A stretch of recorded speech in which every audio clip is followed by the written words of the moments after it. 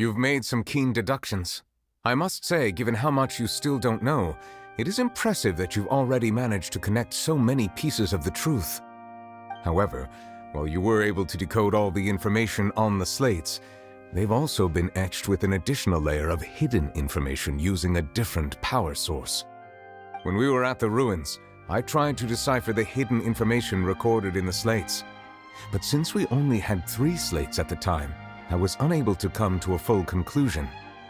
Now that the slate collection is complete, I shall make another attempt to decipher the narrative recorded within. If everything goes well, we should find...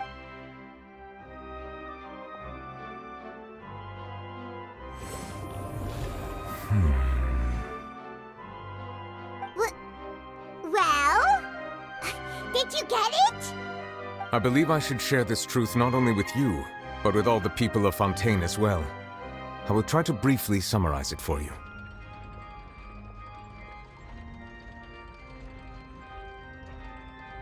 Your hypotheses regarding the origin of Fontainians and the sin of the Hydro Archon were both correct. In the Fontaine of old, the previous Hydro Archon sensed the yearning of her Oceanid familiars for life on land.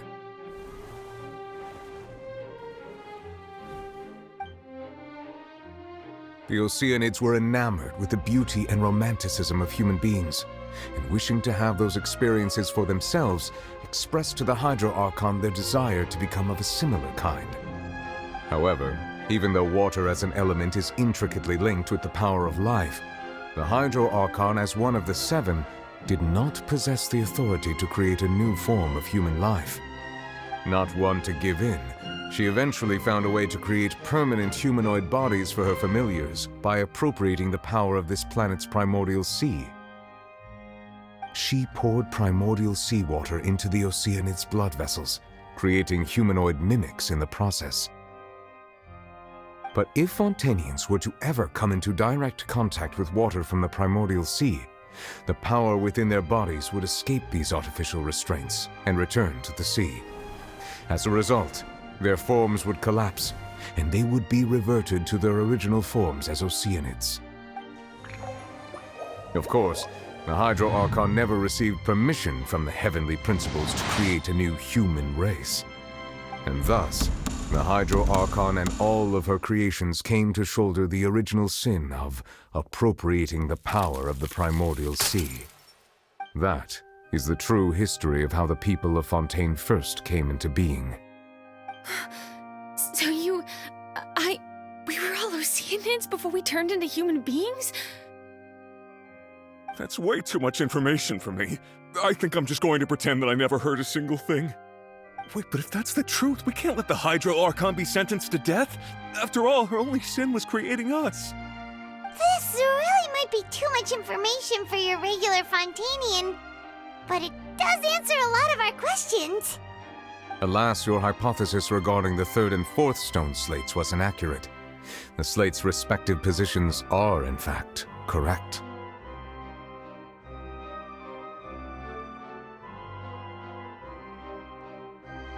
A key point of the visual on the 3rd slate is how all the individuals depicted in the water are humans rather than Oceanids. They have not been dissolved, which implies that the water depicted in this slate is not water from the primordial sea. The nation of Fontaine is the nation of Hydro, as well as the nation of trials and justice. Instead of being the literal element, the water in the scene symbolizes judgment and justice. You may also recall Navia's experience. When she fell into the sea, her consciousness was surrounded by that of many others who intended to hold a trial to determine her fate. Therefore, the meaning of the 3rd slate is that the people of Fontaine shall try the Hydro Archon at the court of justice. Yes, it refers to our present situation. I think I'm following now. So, what you're saying is, even though we decided to put on this trial to avoid fulfilling the prophecy, in truth, everything we've done has happened exactly as the prophecy foretold. So now, it seems, we're the ones making sure it comes true. What should we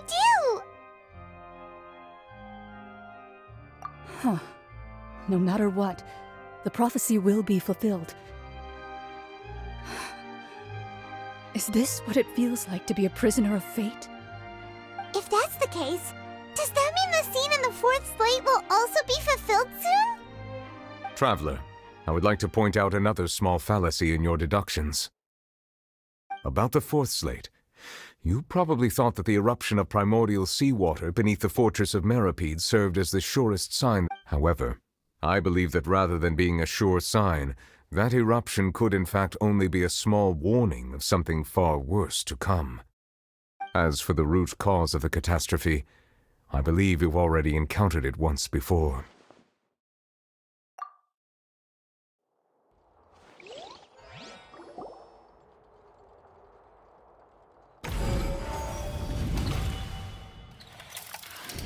This eruption was just a small warning of the things to come. We must find the root cause of the disaster.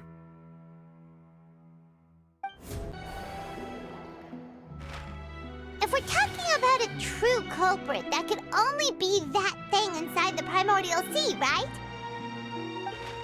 The truth, the original sin, the trial, and the root cause of the disaster.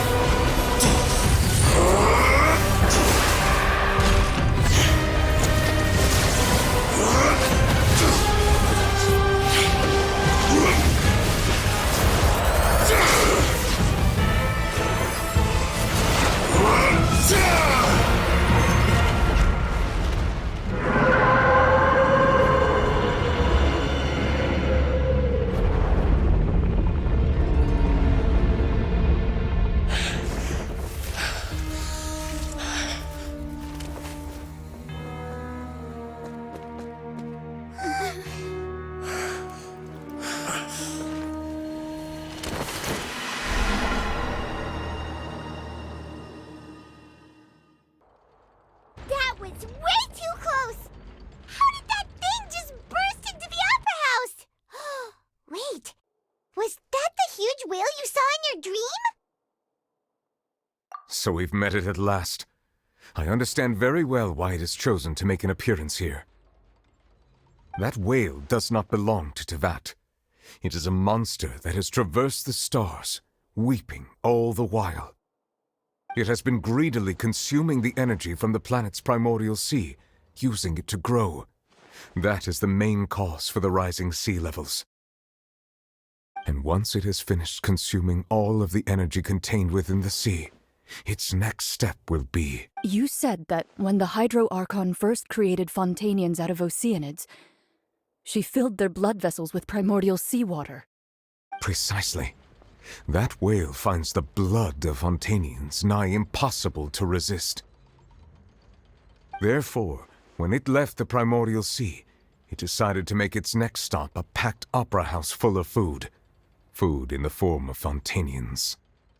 We just barely managed to push it back, right?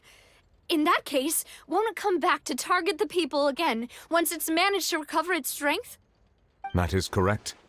Indeed, it is more accurate to say that we should thank that Harbinger for buying us some time. Without him, the whale would have likely come onto land far sooner. From the way he looked, he must have been fighting the creature for quite a long time. That battle maniac. We've always known that he had a special connection with that whale, but we definitely didn't expect it to help us out like this. Anyway, now that we know that this whale is the actual cause of the disaster recorded in the prophecy, All we need to do to stop the prophecy would be to find a way to beat it up, right? It is too late. It had already absorbed too much of the primordial sea's energy before we could notice it. At this point, it has become practically integrated with the sea itself. Even if the entirety of Tevat were to be destroyed, it could still survive and swim off towards some other world. That's not something I will accept. We've already done everything we can, and we even found the true culprit. We've come so far. You can't just tell me that the last hurdle is some impossible foe. That's just not fair. Indeed, that's not how a grand performance should end. I'll fight it to the end, no matter what. So the prophecy will be fulfilled no matter what, huh?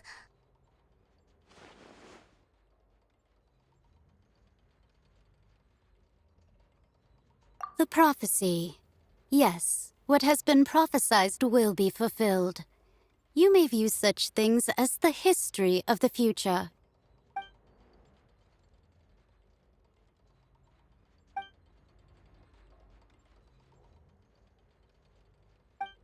Just as prophecies are usually only the future as seen from the perspectives of the gods, could things be happening in hidden corners where the gods' gaze does not fall?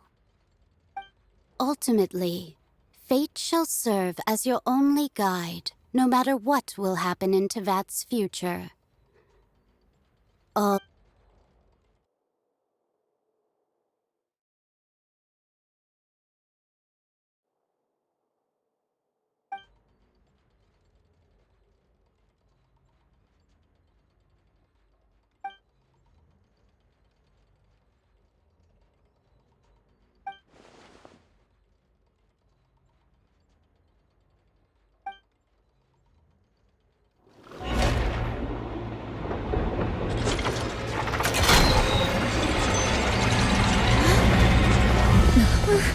What's happening with the oratories? I believe it is preparing to carry out the death sentence.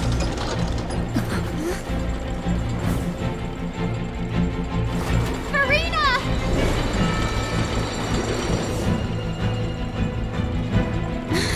No, I still need answers!